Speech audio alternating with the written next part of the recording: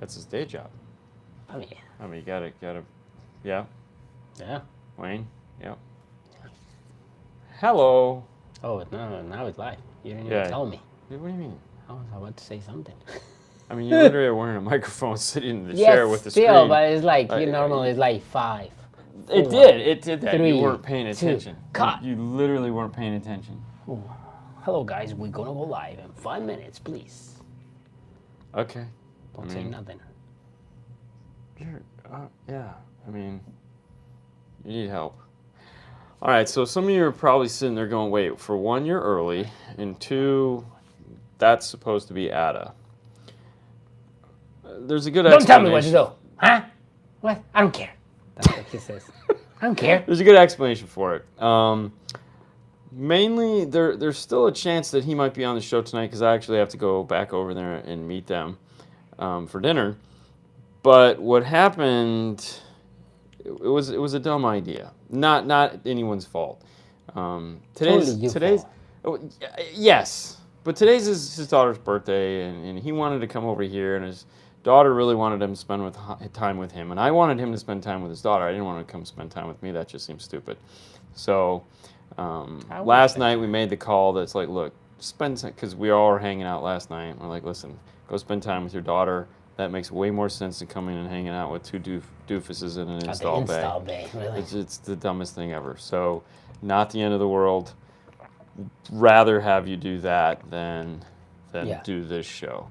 So, now, for the second thing is, why are we up front doing it? Because normally we're on the other side of the window, and that's simple. That's his fault. That he waited to the last minute for us to make something on the laser. You have making friends outside. And I was making no friends. Are you kidding me? That was like, now you have 2 new friends. I have no new with friends. the Toyota Corolla. Anyways, so what that led to is us, there's the laser is just burning away in the back there. And so it's making a bunch of noise. So we're up front here. You might hear the occasional bass note. That's from the barbershop next door playing their Sonos system way too loud. But anyway, we had time to kill because you can't leave till the laser's done anyways. Yeah. And we were just sitting there going, we should just do the live show now. We'll do it old school style. Mr. Jody says, I'm spending time with my granddaughter getting high on Pepsi. Exactly. I was high as a kite last night on candy because we did the well, we have lots of candy. No, I have an iced tea. Well, I bought the iced tea for the trip back over. Okay. That makes sense. Smoking blunts too. No blunt smoking going on. The only thing we're getting high on is the smell of bamboo. But no, we ate lots of candy last night. So what's up from Seattle? What's up, El Fuego? So today we're kicking it old school style. Ask away, man. We got questions. Installed my kicker pods, and they sound ridiculous. We still haven't heard. Every time we go to sell some of those, they don't fit in the car we sell them for. The snowman. Yeah. I know. Very specific. I've been dying to do those, but yeah. Not really dying, but I mean, I would really like to do those. Saludos. Saludos, Ricardo, Peru. Yeah, I'm driving. No, how's it gonna be the drive right now? Back over? Yeah. It's gonna suck. You think so? Yeah, this time on a Sunday or Saturday. Yeah, it's a Saturday. Well, just making it twice in one day. I don't know how people do that for a living. I mean, although I will say, thank God for Sirius XM and the comedy channels. Which car do you have? I have Sue's car. So I listen to the comedy channels. The new lab. The new lab's coming out. Yeah, the new lab, the new Sony lab. Yeah. Yeah, that'd be fun. That's gonna be nice. Yeah, we should have worked on that. We've got to do the unboxing. Yeah. So we have the 706. And 706? The 706, the Kenwood 706 we have to do an unboxing on.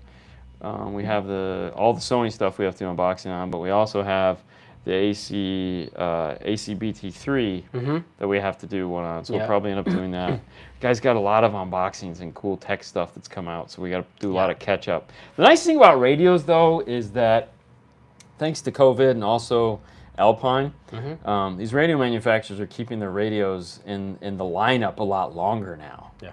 So it's not like you have to hurry up and do an unboxing because for one, there's not that many of them, and two, they're going to be in the line for a year and a half, 2 years, so we got nothing to worry about. All right, so what is a good subwoofer to replace the factory sub? With a 10-inch bazooka tube. The question is like, a 10-inch bazooka tube? Yeah. God, no. Nothing against bazooka, really. But let me tell you, okay, so if you had a 10-inch bazooka tube, you can probably get into the P310. Well, okay, if you had a 10-inch bazooka tube and the factory sub went bad, I'd get a Kicker comp. Kicker comp, okay. Well, no, because Kicker sells their version of the bazooka tube still. Okay. And that will fit right in there, no problem. I mean, it's more than likely the same airspace.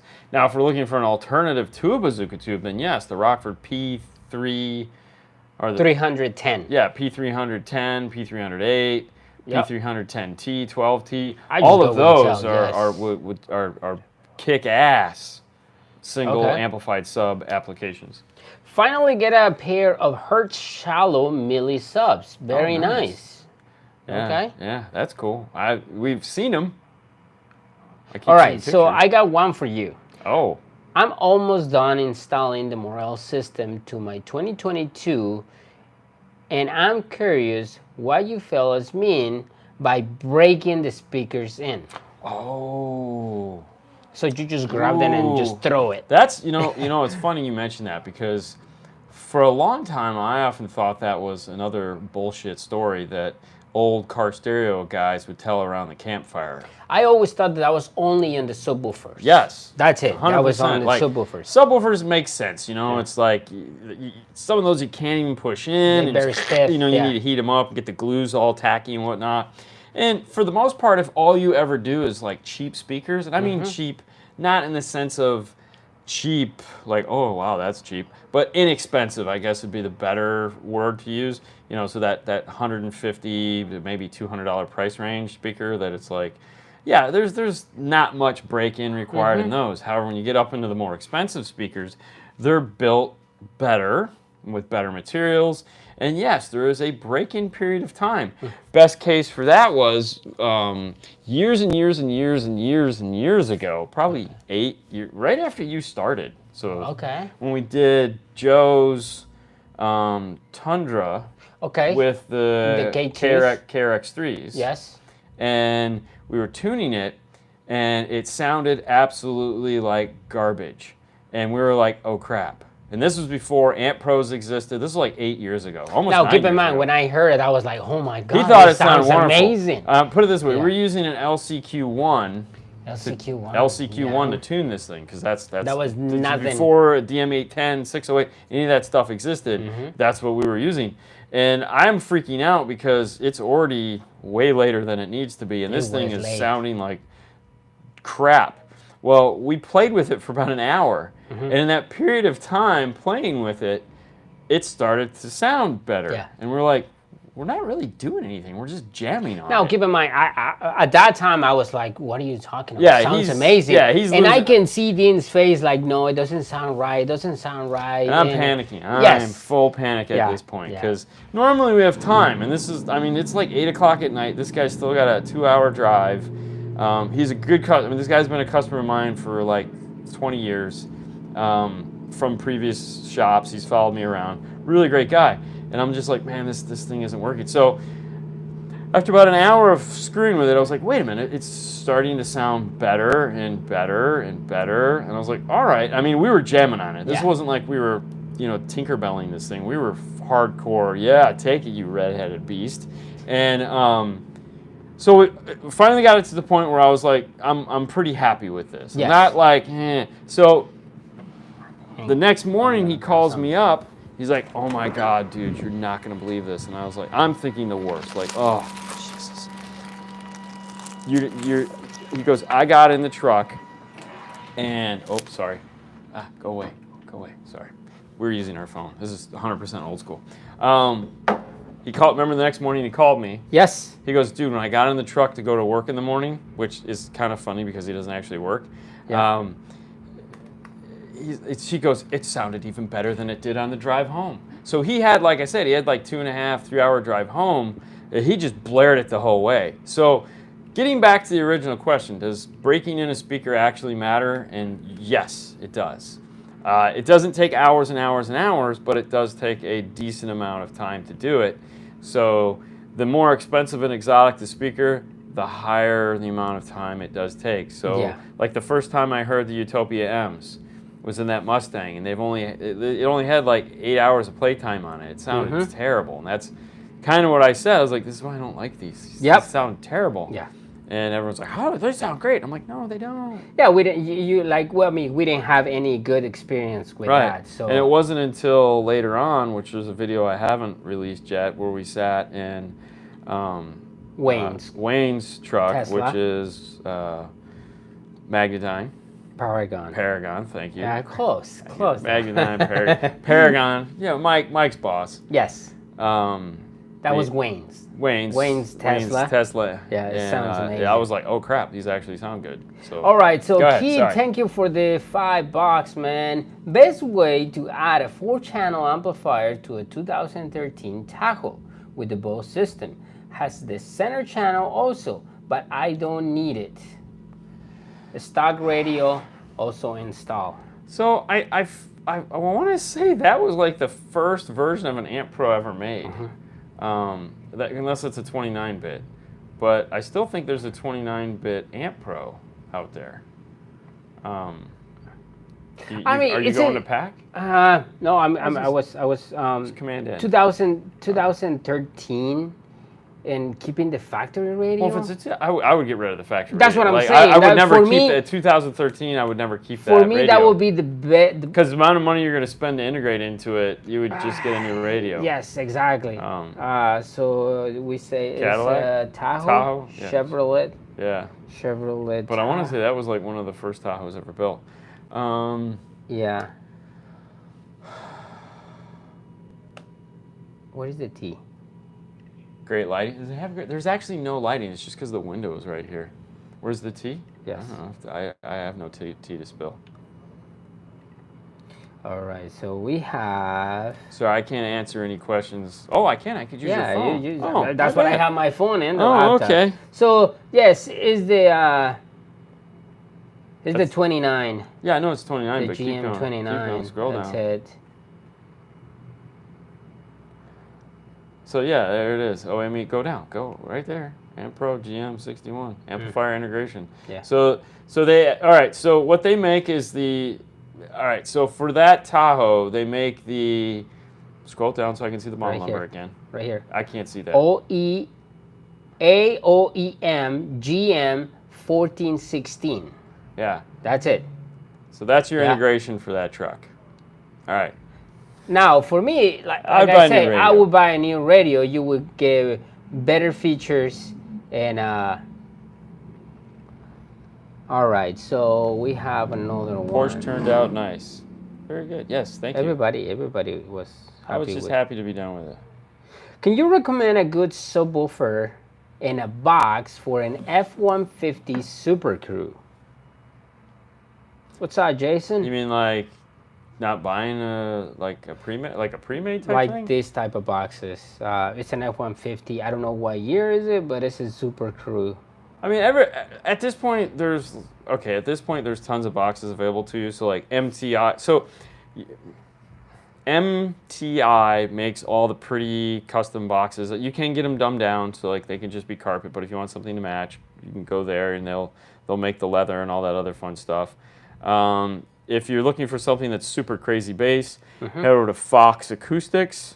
Yeah, Fox box, that's Rhino lined.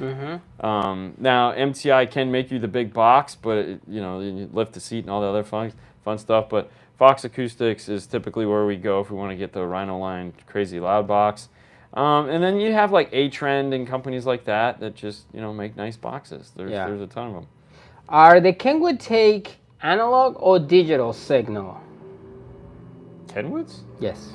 It's just. I mean, it's all RCA. RCA. It's just RCA. They don't make anything with like a TOS link or a Ooh. digital coax or you just anything. said it wrong. No, I said it wrong for me. I didn't throw the H on it. Yeah, I know. Yeah.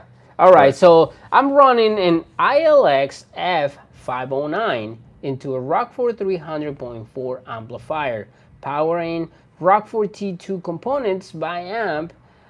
If the amplifier is a 12 dB slope and the crossover at 12 dB on the mids and the 18 dB on the highs, does it make it 24? 24 and 36? And negative 30. What do you mean negative 30? That's it. 12 dB slope and It's like negative 24 and negative 30. Well, yes. Yeah. Yeah, but I mean, it's just 18. Yes. If they're at the same frequencies, yes, it will. It will do that for sure. And it will change the crossover because they're Butterworth crossovers that are in the amplifier and in the radio. So if you have two 12 dB Butterworth crossovers stacked on top of one another at the same frequency, that actually creates a Linkwix-Riley crossover 24 dB at that frequency. That's how those crossovers are stacked to make. So two Butterworth 12s make a 24 Linkwix-Riley.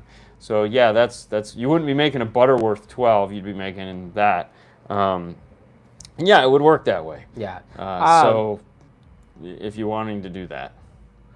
It's a hot rod car or compressor, the one that they left. Oh, hot rod car. Not even a hot rod. It's just somebody with exhaust. Someone with They drilled holes in their exhaust pipe, you know. Yeah. Made it sound good. Oh, maybe it's broken, that's why. It could be broken. Thoughts on any portable high-res players for a Jeep, Heelys DSP?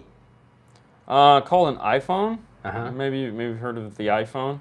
No, but you can do the digital out. Yeah, but you can do the digital out of the iPhone. You know, if you get the camera kit.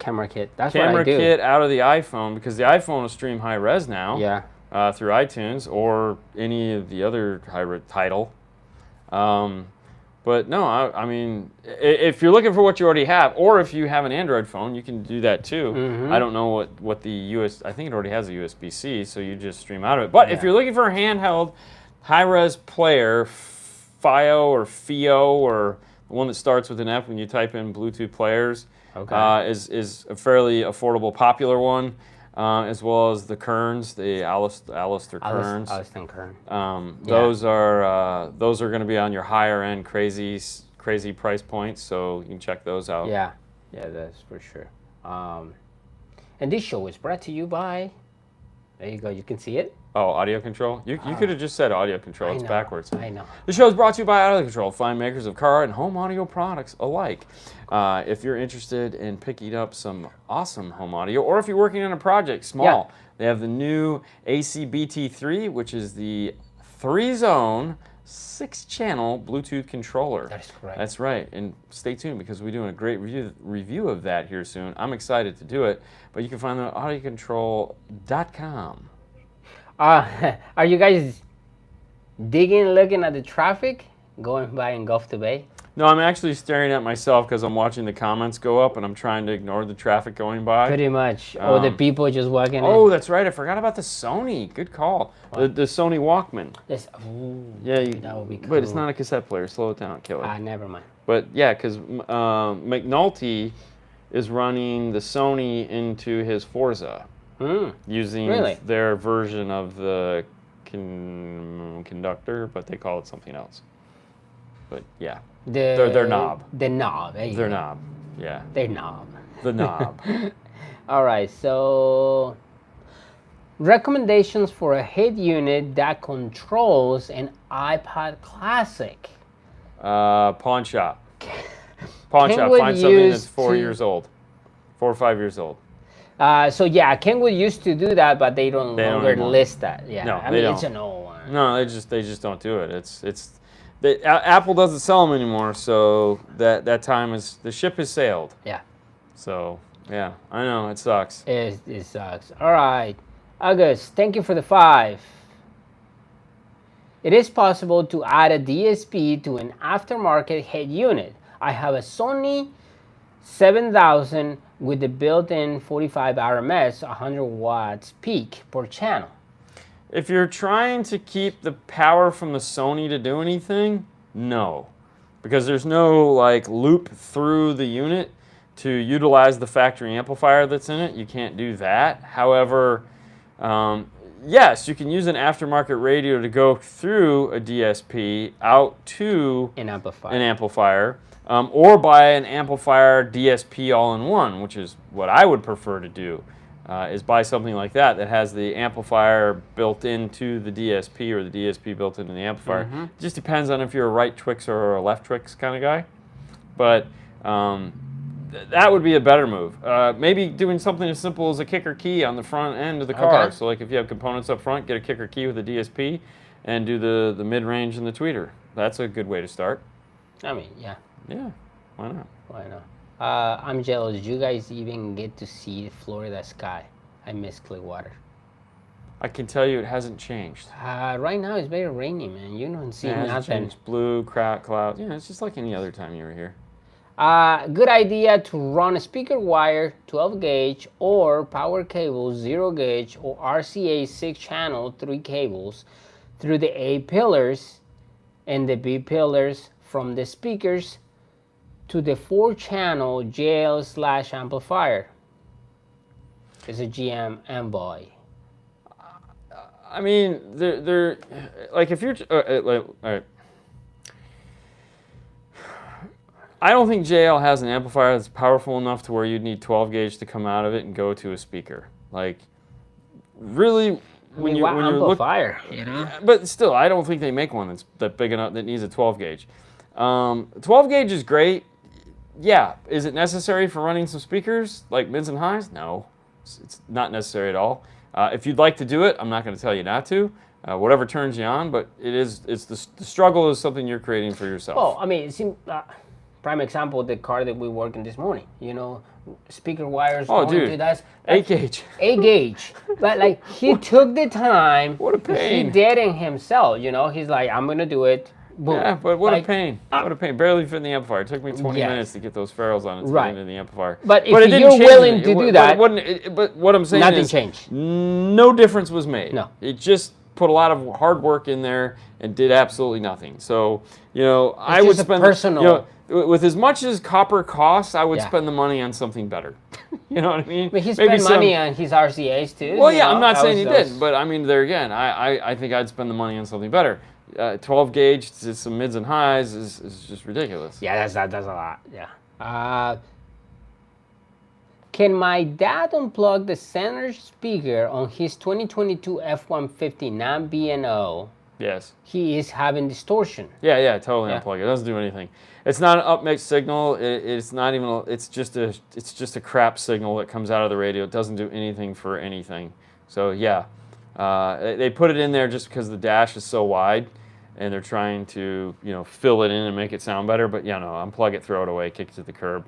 Yeah, you don't need it. Buy the whole big tray. Take the center channel speaker out. Yeah. All right, I know CDs are dead, but is there any CD disc changer still out there? No. New, old, no. stock? No. Nothing? Nah. They don't make nothing, right? No, I mean, okay, so if you want an add-on CD player, they still make that. What's up, Car Gift? Hey. But no, there is no more CD changers. I mean, every song you could ever possibly want at your disposal. Why would you want a CD changer? I need to. And they sound better. Yeah. I mean, wait. Hold on. All right, all right. So CD is what? 4416? 1644. 16. Yeah, whatever. Okay. Tomato. Give me a break. It's. I got the numbers right. I know where they're going. All right. So that one. This one? Yeah, the first one. First one. Yeah. All right. So we're not going to press play. No, you press play. The volume is all the way down. So this is this song here, Rise. This is Fernando's new annoying song. This is 24-bit, 88.2 kilohertz LAC. The CD can't even compete with that. Yeah. Why? Yeah. It's not. Well, yeah, no kidding. The CD ripped. It's MP3. This isn't MP3. This is full bandwidth, man. Yeah. This is full bits. It's not a compressed, uncompressed media. And you can find some songs in there that is 192. But it's on the whole idea is that it's uncompressed. Yeah. That's what we wanted to get away from. MP3 and compression was great for the time because we didn't have the means in which to take a CD from this portable, obnoxious silver thing that we can only have 10 songs on and do anything with it. So it served its purpose. I mean, what's missing is recordable media. But the reason why we don't even need recordable media anymore, if you think about it, because we used to make mixtapes, then we made mixed CDs, then we made playlists on our iPod. The reason why we don't need any of that stuff anymore is because you literally just sit here like this for 15 minutes and go, I want this song. I mean, prime example of the Fernando playlist here of his. All right, so. You go up. I'm trying. Like that? No. Oh, I got hit okay first. All right. Here's this playlist of 5 songs that he made. If I go back here, playlist, he's got way too many playlists. I got playlists. Here's all his Latino stuff. All right. So I got songs. So we don't even need recordable media anymore. Then my mom used to listen to it right there. Yeah. And I love it. So this one is lossless because this is some pimp-looking dude. This is 24-bit, 44.1. Yeah. So CD. Yeah. So, all right, go ahead. Rock. You can find rock, 80s rock, that has better than the CD. Yeah, dual DACs. I'm telling you, LG. I have it. What 2-channel will you recommend?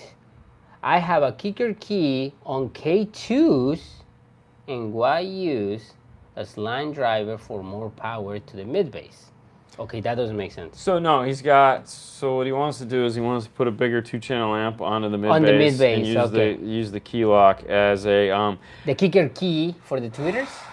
Yeah, key on 1 and 2 tweeters and then get a bigger 2-channel to go off to the how much power? So if they're K2s, those are 2 ohm. Those should be 2 ohm. Because Kicker makes a 2-channel amplifier in the marine line. So they have a 300.2 or is it 150.2? Where is that at? It's a 150.2, I think. But you have that because if the K2s are the 2 ohm versions, that'd be 150 watts by 2, which would be double the power you have now. And the CS? Yeah, it's in the green line. Oh, what about? I mean, if we're looking for a small chassis, let me see. No. Because they make a 2-channel. Those suck. Those are garbage. Those. Really? Yeah, stay away from those. No, those are mistakes. Really? Are you in the marine line? You're in the car line. I'm in the You car gotta line. go. You gotta go in the marine line. You're in all car. You gotta go to marine. Marine. There you go. Amplifiers. Yeah, I think it's a And 150 then we point. go and the Yeah, see there you go. And It's that crazy. will be this one, right? Yeah, 150.2. Yeah. Yeah, they got a 150.2. So you can do the 150.2. The problem is there's not a lot of companies making 2-channel amplifiers anymore. K2. Okay, so you have the 4 ohm K2s. All right, so that sucks.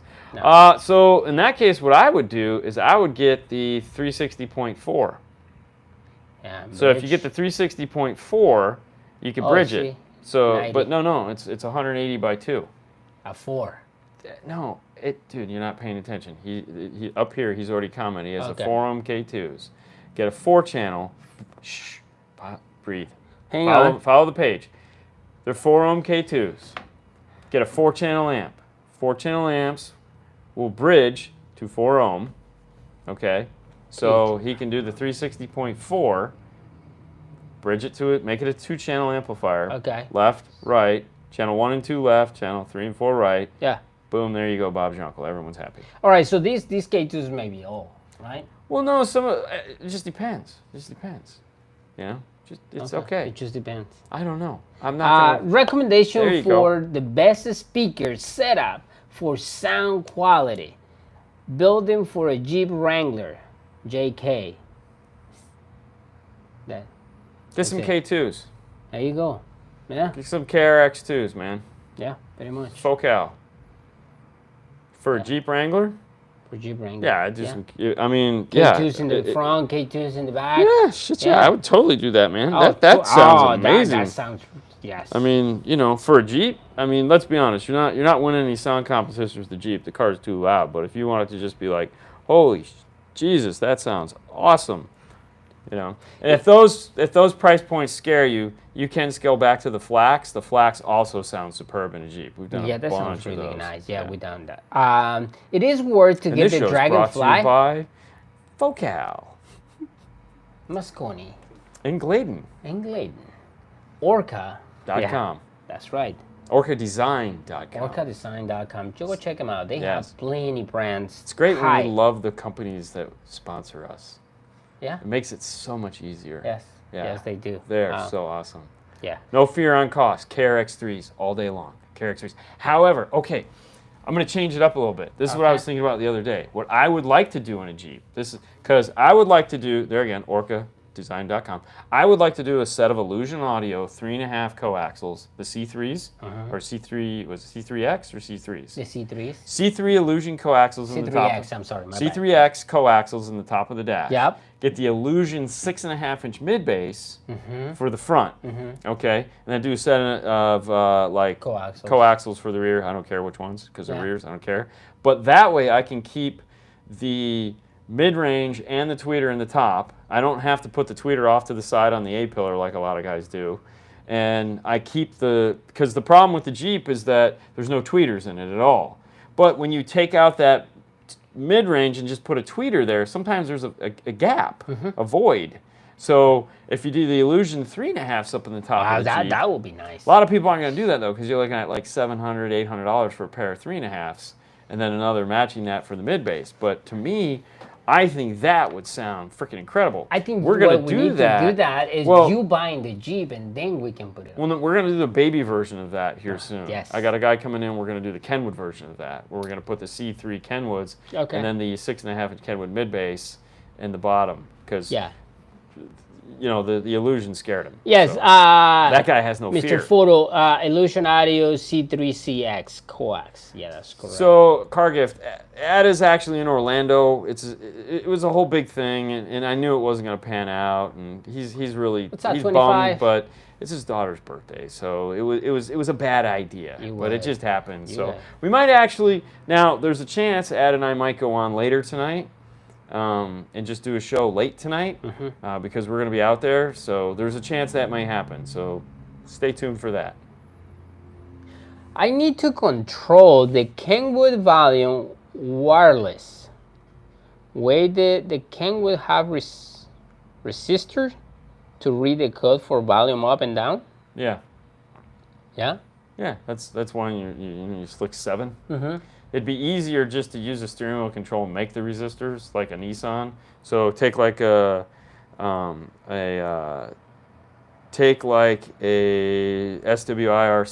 or an SWCP2 steering wheel controller, and set it to like Nissan or Toyota, and then just feed it the resistance that it needs for volume up, volume down.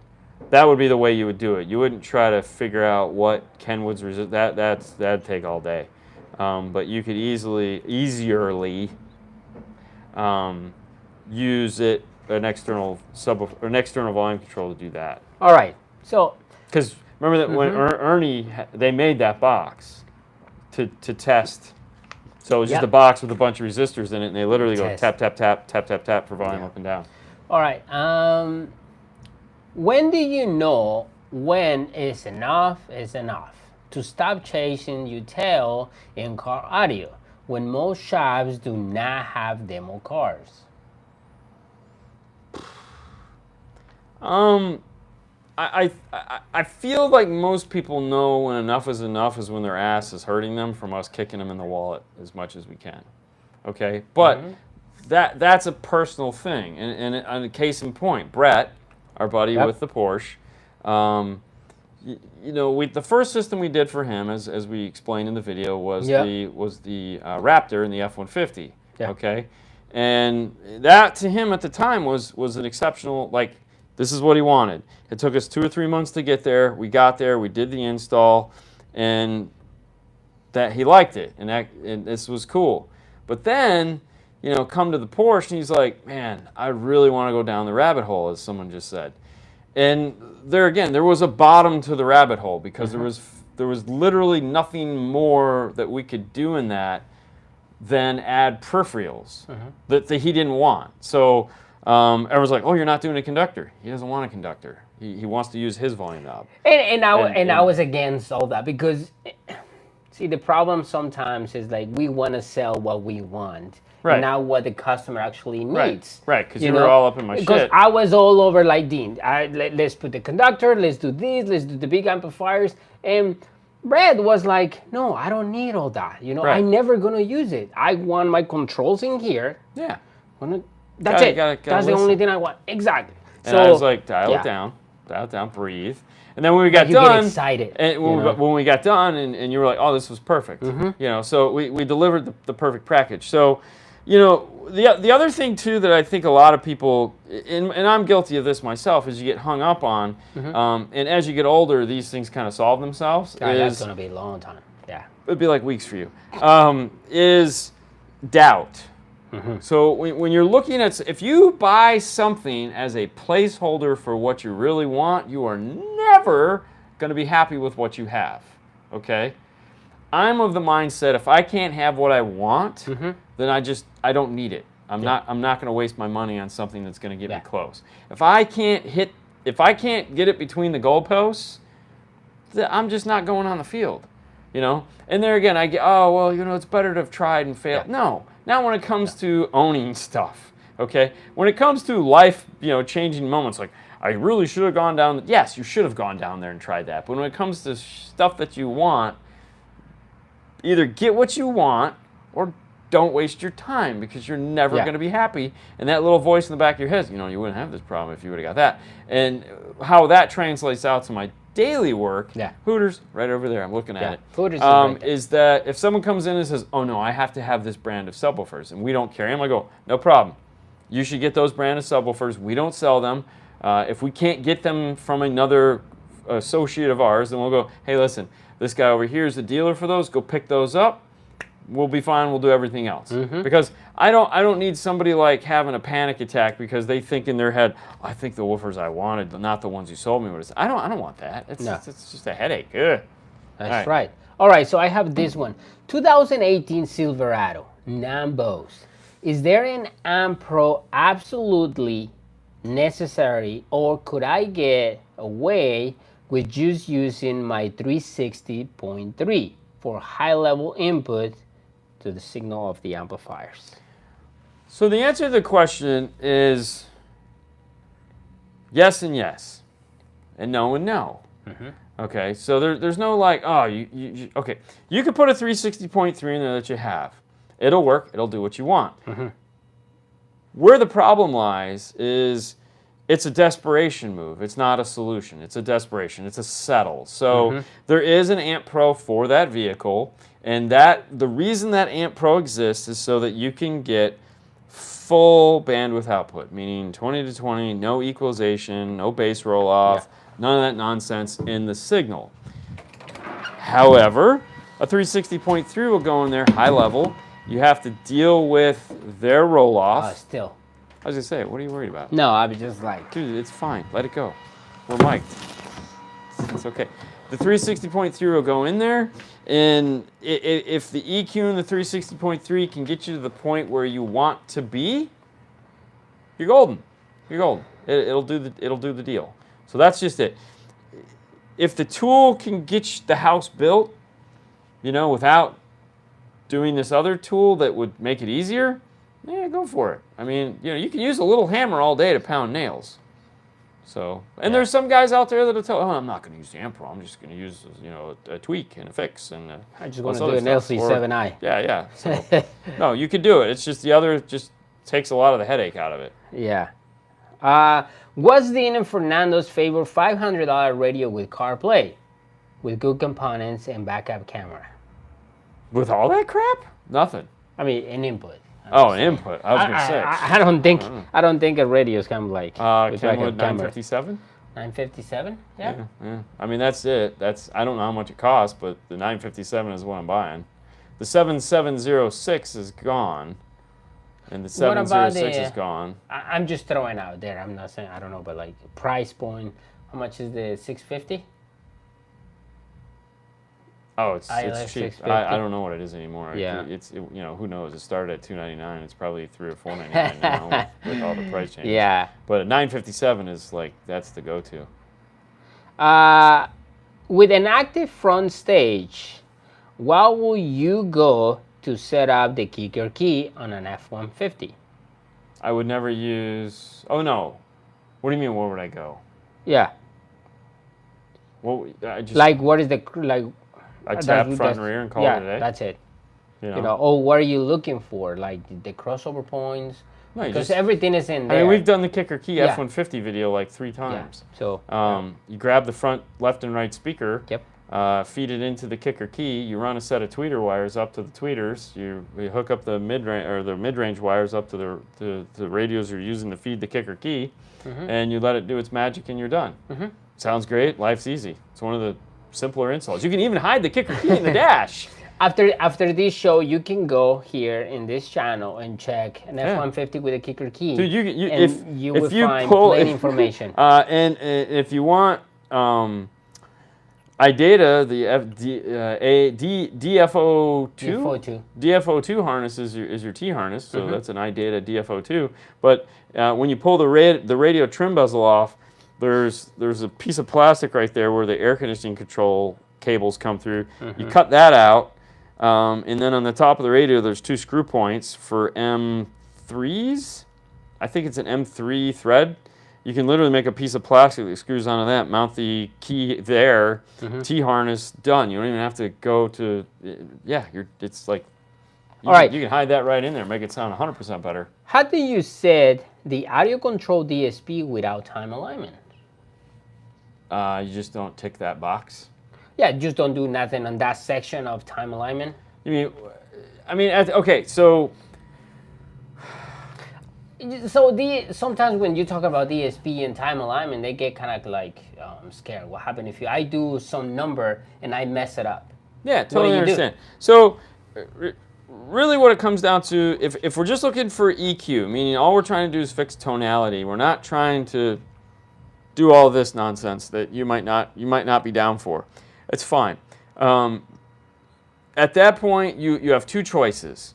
You can leave channels 1 and 2, which are your front channels, or whichever ones you're using for channels, as combined, or you can click them as separate. If you click them as combined, then when you make an adjustment here, it'll do both speakers, all right? Which is fine, all right? So that's how you would tune it. Now, if you still want left and right to match, then you would split the 2 apart, and you'd use level control and equalization to make the 2 match. And that would still work. These things all still work. All right, so I think what he meant to say is like, what speakers will you pair with the kicker key? Oh, what speakers would I pair with the kicker key for an F-150? So we done... Focal plug and play sound great. Focal plug and play, we done the Morel. Yeah. We done the Morel. We done the kicker KS's. You know, perfectly fine. I think the most popular has been the Focal plug and plays. Yeah. Yeah, I think the most popular like. I mean, we've done the Morel. We've done them all. Yeah, we've done them all. But I'm just saying, out of does all the of them, job. the guys that are like, dude, I want to make this sound better and I want to make it easy. Right. Focal plug and plays, kicker key buried in the dash, all day long. Yeah, just all full active. Yeah, on the front. Super simple. Can you bypass the DSP on an audio control D6-1200 and use like an amplifier? Yeah. You still have to do your input-output setup, but then you don't do any crossover or equalization. As long as you don't adjust them, as long as they're all at flat and 0, they don't do anything. You can also select bypass. Will you do the crossovers? No, you don't have to. I mean, but I would think you would, because a regular regular amp needs a crossover. That's what I'm saying. But no, you don't have to do all the equalization and everything. If you go to the EQ and leave everything flat, it'll just be flat. You still have to plug it into the laptop, though, to set the crossovers. Correct. So then why would you not want to use the EQ? I don't know. I have no idea. I don't either. But you also have to do your input-output routing. Ask him. You have to do your input-output routing. Yep. Because unlike a conventional amplifier where you plug RC into channel 1, it automatically goes out of channel 1. On a DSP amplifier, the DSP is what's routing the signal. So if you plug RCA into 1, doesn't know what to do. All right. It also has default settings that you have to zero out. So follow up with that question is like, I was gifted a DSP and want to use a new DSP just to try. Yeah, no, that's cool. Yeah, yeah. So just open up your audio control settings. Make sure your time alignment's all set to 0. Make sure your crossovers are all set to 0. It doesn't matter whether it's set to 1 and 2 or 1 and 2 separate. Make sure the EQ is all reset to 0 or set it to bypass. It really doesn't matter. Probably just set it to 0 would make more sense. And then, like I said, you still have to do channel routing. So if all you want it to be is channel 1, channel 1 and 2, channel 1 and 2, channel 3 and 4, channel 3 and 4, 5 and 6, 5 and 6, that's fine. You just still have to do that. But other than that, if you want to use it as just a pass-through amplifier, you could do it. Knowing that the other thing you may have to adjust is, remember, your gain is done digitally. So on your input section is if you're tuning it and you're like, I really wish there was more gain on channels 3 and 4. Let's say those are mid-bass. Then you have to go open that software up, go to input 3 and 4, and turn up the gain. A good place to start would just be keep them at 0 for in the meantime. And then if you feel you need more after the fact, like if the DSP isn't line driving it enough, or if it's driving it too much, you may have to go in that and turn it down. But yeah, you can do that. All right, so we have a guy that's gonna turn 50. Holy crap! On Monday. Happy birthday, buddy. DNA. What? Who? That's his DNA. DNA? DNA Tech. DNA Tech? Yeah. He's going to turn 50? There's no more DNA. I was going to say, dust, baby. It's all dust. That's it. Dust in the wind. It's over. Call it a day. Pack it in. Yeah, pretty much. No life after 50. All right. Just want to say your install video are great. I recently did a system in my 2020 RAM based on your video. Cool. It was very helpful, even though didn't follow the design completely. No, I mean, you obviously you don't want to follow the design. I mean, that was that customer's pick. So yeah, that's fine. What do you think will be better, a Kicker L7T or a JL Audio TW3? Oh. I mean, I heard a customer came with the TW3 10-inch in the back of the Toyota Tundra. And he was looking for more bass. Yeah. It's like, I want more bass. I heard this same truck that one of my friend has, and it's like 10 times louder. And I'm like, okay. He's like, so I want to know if I add another one, I would get the same thing. And my first question was, what he has? Yeah. And he's like, well, he removed the small seat. Put a big box in there. Yeah. And I'm like, well, that's your question right there. You know? You got to do the same thing. I'm sorry. Yeah. Like, if you want to get the same thing. You mean that answers your question? That answers your question. Yeah, no, that's what I said. Two shallow mount subs, 2 wrongs don't make a right. And he had a TW3 and sounded really nice. He's like, I just want more. Yeah. Well, I mean, that's always the question. I mean, as far as whether an L7T or a TW3, I don't know. I mean, they're both shallow mount subwoofers. They sound amazing. Those both. Yeah. You're doing the best that you can. I mean, at the end of the day, you're trying to do the best that you can. You're never going to be happy. You're never going to be happy. No, you're never going to be happy. You're always going to want more. Shallow, man. I will say this as a selling point to make everyone feel better about the L7T. That's what Jeff is using. He's using 2 L7T8s. Oh. All right, so Cargill say, can we link to D6 1200 audio control or D6 1200 plus a D4 800 and use just one to set up time alignment, or need to use a pass-through? You'd have to set each amplifier up individually. So, but would you use the D6 1200? I'm assuming it's a three-way. Three-way. You're still, remember, it's the software isn't shareable, so like it's a pain in the ass. Individual. Yeah, it's just going to be a nightmare. That's why you do a DM810. DM810 and LCs. Yeah. What's that, Scott? Listen, the LC6, the D6 1200 is a very specific tool to use, and it only does. Wow, is it done? Probably. Oh, you talk for a minute. All right, so because that hasn't been the time, has it? Happy birthday, DNA. The DSP tuning process. Where do I get step-by-step instructions? So here in the channel we have plenty videos, like the live show that we do. They call DSP Talk. You can go there, and we done plenty Alpine audio control, Helix. We done plenty DSP talks. The basic setup that you can do, and you can find that information here in the channel. I'm assuming if you're looking for the audio control, we have also a dedicated video, I believe it's called 101 DSP. The thing goes through the whole setup, how we set it up, how we tune it, what you need to do. You can find that information in there. So, all right, let me find. Hello from Quebec.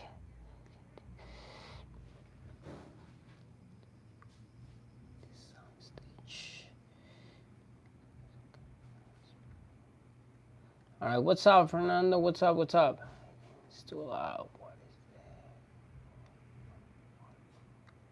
that? What in the world are you lasering? I have a gift that I have to give to my my in-laws. So I have a cutting board that I'm lasering their names, and that's what I'm doing right now. What laser is doing. The background noise, yes. All right. So give me one sec. What's up, Fernandez? Yes. So it's a three-way. Like our gift says, it's a three-way in the front. But Dean says, it has to be, every DSP has to be set it up individually. So if you want time alignment for the rears, or you just want to use the rears, you gotta do a lot of math. Yeah. You gotta have notes. Yeah. It's a lot of notes, but yes, but that came out pretty nice. See, the only thing I don't like is because this is the darkest. Well, no, the clear coat. Yeah. Because it was clear coated. Yeah. So you could kind of see that. Yeah. But that came out pretty good. I'm overly picky, so. Yeah. No, it looks nice. Hey, listen, guys. That's it for today. Thank you so much for tuning in. I know we're going to cut the show off here, and I apologize for anyone we didn't get to answer their questions. But guess what? Cool things are happening. Monday, we're having Brian Mitchell on the show from Arc Audio. You guys know Brian Mitchell. He's got the Cadillac. If you haven't seen the Cadillac video, World champion. Yeah, he's a little guy. He knows a little bit about DSP. The reason why he's coming in is Arc makes some really cool, weird things that most people don't even know about. And we're going to talk about those three things, and then we're also going to just have him answer questions. So it's going to be really, we're going to talk about some cool Arc Audio stuff, and then that's it. That's it. Yep. We've been on for 52 minutes. Yeah. We've been on for 52 minutes. Oh, it's been. So thank you guys so much for playing along with us tonight. Like I said, feel cheated. Hey guys. All right, whatever. I might go on later tonight, so if you do see us pop back on, I'll have Ad on. We'll do there you go. Stuff. You have another one. But maybe. I don't know. We'll see how it goes. You guys have a great rest of your day. Thank you so much. Thank you so much, guys. Enjoy your day off. Bye. Bye.